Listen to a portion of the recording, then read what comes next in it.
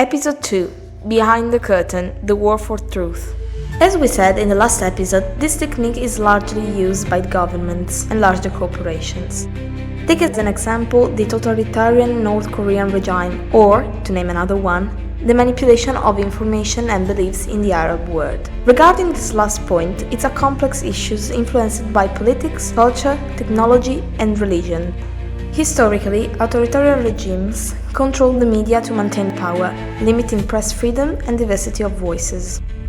On the other hand, North Korea is a rather poor country, under a totalitarian regime, where much of the information is manipulated, violating human rights.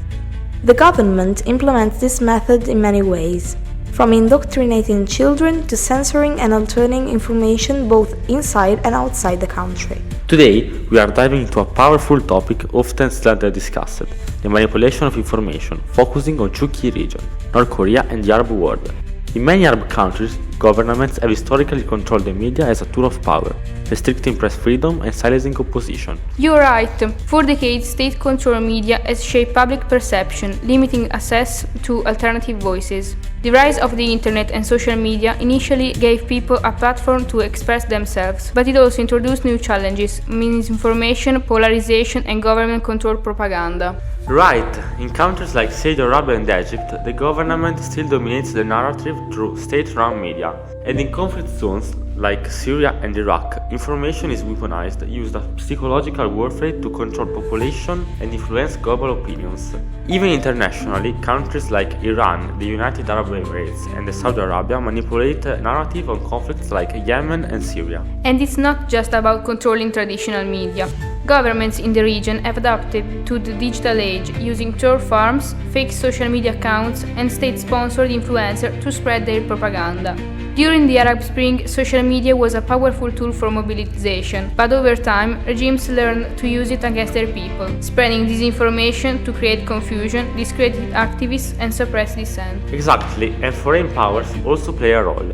Regional rivals such as Iran and Saudi Arabia use satellite TV channels, online media, and social platforms to push their own narratives, especially in conflicts like Syria, Iraq, and Lebanon. The information war isn't just internal, it's regional and global. And if we talk about extreme regimes, North Korea is the perfect example of total information control. From childhood, people are indoctrinated to worship the Kim family as godlike figures. They grow up believing North Korea is a wealthy, powerful nation, despite the reality of poverty and oppression. The government ensures they remain trapped in this false reality.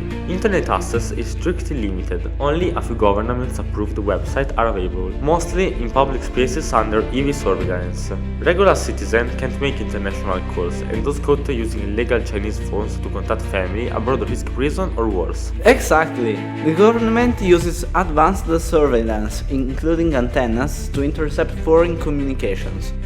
Citizens are even encouraged to spy on each other, creating an atmosphere of fear.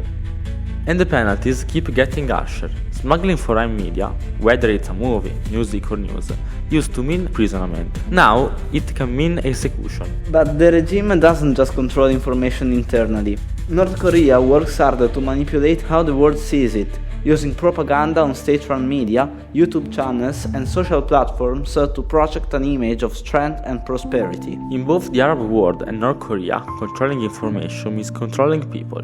These regimes have perfected the art of keeping population in the dark, proving that in many places the battle for truth is still far from won.